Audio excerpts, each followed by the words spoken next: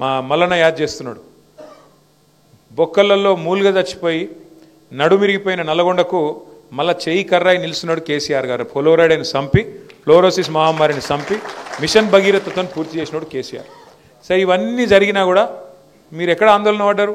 ఇన్ని జరిగినాయి కరెక్టే, ఇవన్నీ కేసీఆర్ చేసిండు కరెక్టే, కానీ మా కడుపు మాదే పోతున్న భూమి అని చెప్పి ఆక్రోశంతో అవతల వాళ్ళు చెప్పింది నమ్మి ఇక సరే దాని మీదకి వెళ్ళి కొన్ని ఆశ కూడా పెట్టిరు అనుకో. వాళ్ళు ఏమేమి ఆశ పెట్టిరో మీకు అన్నీ ఆదుకున్నాయి. ఆయన 10,000 ఇస్తే మేము 15,000 ఇస్తామన్నారు. రైతు బంధు కేసీఆర్ 2 పంటలు ఇస్తుండే మేము 3 పంటలకు ఇస్తామన్నారు. ఆయన ₹1,00,000 ఇస్తే లగ్గానికి మేము తులం బంగారం ఇస్తామన్నాడు. ఇక ముసలోళ్ళకు 2,000 ఇస్తే నేను 4,000 ఇస్తా అన్నాడు. ఆయన ముసలమ్మకో ముసలయ్యకో ఇస్తుండు, నేను ఇద్దరికి ఇస్తా అన్నాడు. ఇట్లా ఒక్కటి కాదు, ఇక నోటికి ఎంత వస్తే అంత చెప్పుకుంటా పోతే మీరు కూడా సరేతి 10 ఏళ్ళు ఆయనకి ఇచ్చినాం కదా, వీళ్ళకు 5 ఏళ్ళు ఇద్దాం తీ అని చెప్పి ఇక్కడ కూర్చున్న వాళ్ళలో నాకు తెలిసి 99% మంది కాంగ్రెస్ని గెలిపించిన వాళ్ళే ఉన్నారు. అంతేనా? ఇది పక్కాలే. సరే ఓకే సరే 50% వేసుకుందాం పాటు. అయితే ఎందుకు చెప్తున్నా అటకాగవే, సరే అయిపోయింది, దాని గురించి బాధ ఏంది. కానీ అధికారం ఎవరి అబ్బ సొత్తు కాదు, అధికారం ఎవరి గుత్త సొత్తు కాదు. అధికారంలో మీరు ఎవరిని తెలుసుకుంటే వాళ్ళని కూర్చోబెడతారు, ఎవరు వద్దనుకుంటే వాళ్ళు దిగాల్సిందే, తప్పకుండా మీకు సేవ చేయాల్సింది. అలా రెండో అనుమానం లేదు. నాది ఇది అధికారం అనేవాడు అనుకుంటే అనంత పిచ్చోడు లేడు. ఇక్కడ ప్రజాస్వామ్యంలో ప్రజలే మా తలరాత రాష్ట్రాలు.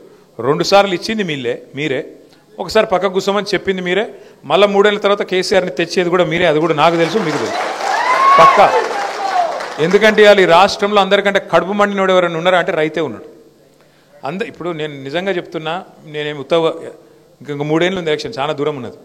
అయినా కూడా చెప్తున్నా ఇవాళ ఒక చిన్న మైకు తీసుకుపోయి ఎవరన్నా రైతు ముంగట పెడితే ఏం మాట్లాడుతున్నారు, ఎట్లా మాట్లాడుతున్నారు చూసిరేమన్నా? అసలు చరిత్రలో నాకు తెలిసి ఏ ముఖ్యమంత్రి కూడా గిన్నె తిట్లు తిన్నోడైతే వాడు లేడు. ఇంకోటి పెద్ద మనిషి కూర్చున్నాడు, పెద్ద ఆయన, ఎంత వయసు చూసిరో వారు. నాకు తెలుగులో గిన్ని తిట్లుంటాయని కూడా అమ్మతోడు తెలియదు నాకు. అవ్వ ఏం తిట్లు అవి, ఎన్ని తిట్లు, భయం అనేది లేదు. ముఖ్యమంత్రి లేదు, మంత్రి లేదు, ఏపో వాడు ఎవడైతే ఆడోళ్ళు కూడా ఏం ఆగుతలేరు.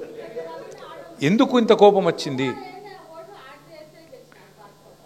నువ్వు తిట్టక తల్లి, ఈ విషయం తిట్లు చాలు ఉన్నాయి ఇప్పుడు వద్దు. కానీ కాక ఎందుకు ఇంత కోపం వచ్చింది అనేది మేము కూడా ఆలోచన చేసినాం. ఇంత జల్దీ రావద్దు కదా కోపం వస్తే కూడా, ఆఖరి సంవత్సరం వస్తుంది, 2 ఏళ్ళ ముంగట వస్తుంది.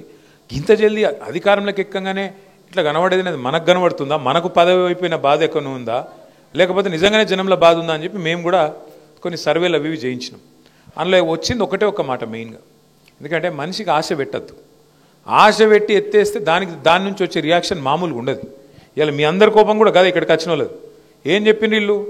RRR మీకు అనుకూలంగా మారుస్తాం, మీకు ఎవ్వరికి దెబ్బ తాకకుండా చూస్తాం, మీకు ఎవ్వరికి కూడా ఏం కాదు, మీ భూములు పోకుండా చూస్తామని చెప్పారు. అంతేనా?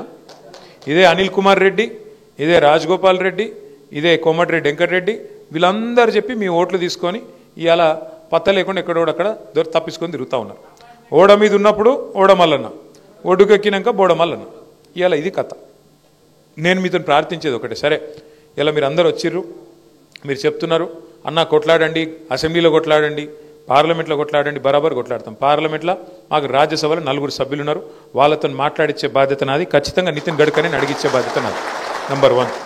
నంబర్ 2, అసెంబ్లీలో కూడా మళ్ళీ వీళ్ళు పెడితేటట్టు కూడా లేరు. వీళ్ళు అసెంబ్లీ పెడితే మేము గెదిమితే ఆయనతో వాళ్ళు పారిపోతున్నారు. ఏం చేయమంటారు? మమ్మల్ని మైక్ ఇయ్యరు.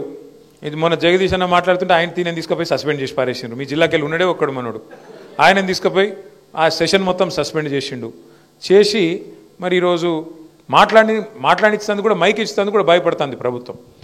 ఒకటైతే వాస్తవం, సరే ఇలా కత్తి వాళ్ళ చేతులు ఉన్నది, యుద్ధమేమో మమ్మల్ని చేయమంటారు. మీరు పర్వాలేదు చేస్తాం, అయినా కూడా చేస్తాం. ఈ మొండి కత్తో చిన్న కత్తో ఏదో ఒకటి పట్టుకొని మొత్తానికైతే కొట్లాడతాం. కానీ మీతో నా ప్రార్థన, దయచేసి మీ ఐకమత్యం చెదిరిపోనీయకండి. ఎందుకంటే వీళ్ళు చాలా దుర్మార్గమైన ప్రభుత్వం ఇది. తమ్ముడు మోహన్ రెడ్డి చెప్పిండు, నాకు 24 లక్షల ఎకరం 26 లక్షల ఎకరం అంటే సంతకం పెట్టినా. చదువుకున్నాడు పిల్లగాడు, ఉన్నది 2 ఎకరాలు, ఇంకో 2 ఎకరాలు కొన్నాడు. వాళ్ళ బావ వాళ్ళ అన్న వాళ్ళ వదినే ఆయన భార్య పేరు మీద 4 ఎకరాలు ఉన్నది. చదువుకున్నాడు, తహసీల్దార్ దగ్గర మంచిగా నవ్వుకుంటూ సంతకం పెట్టిండు. అలా చూసిన, నేను కూడా కాగితం తీసి చూసిన. ఒకసారి మా లీగల్ సెల్ కూడా నేను రిక్వెస్ట్ చేస్తా ఉన్నా. ఇది చాలా అన్యాయం. ఇదైతే మాట ఇచ్చి రాయించుకొని 26 లక్షలు అని చెప్పి ఎకరానికి ఇలా 6 లక్షలు ఇస్తామంటే ఇంతకంటే అన్యాయం ఏదైనా ఉంటుందా?